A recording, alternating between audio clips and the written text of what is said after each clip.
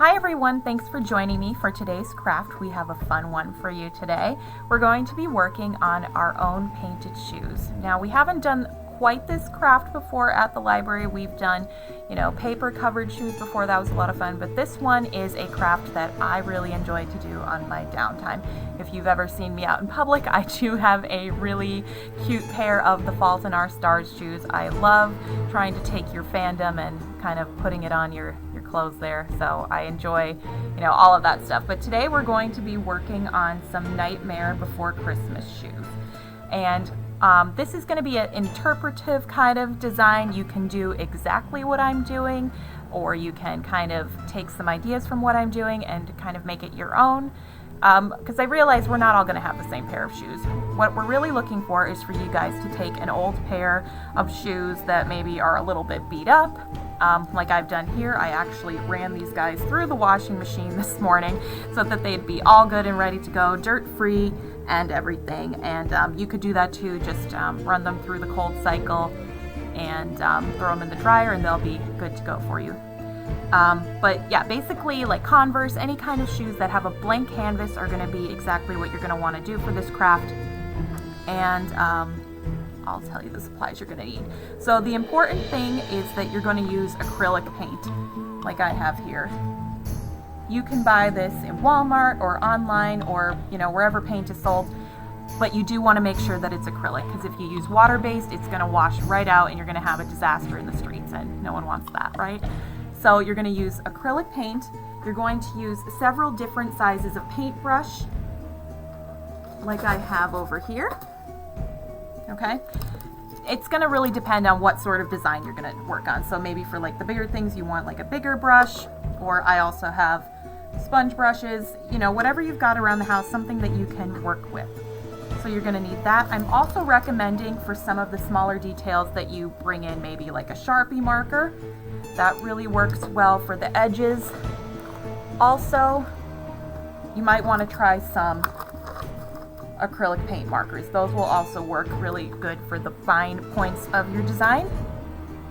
And then other than that, you're just going to need a paper plate and some water to clean your brushes, and just kind of keep doing that regularly so your colors don't bleed. And the last thing you're going to need, this is super important. I have here some clear acrylic sealer. This is the perfect thing to finish putting on your shoes, because that's going to be extra insurance that they do not run. And you don't want to run out obviously in the wet too much, but this is going to protect them from any kind of running or disaster or anything like that. So you definitely want to finish your design with this acrylic sealer. Okay? And one last thing, a pencil, just if you want to mark out some of what your design is going to look like. All right, so we have our picture of Jack and Sally here, so we're going to get a good idea of what our design is going to look like, the color scheme and all that, and let's have fun, okay?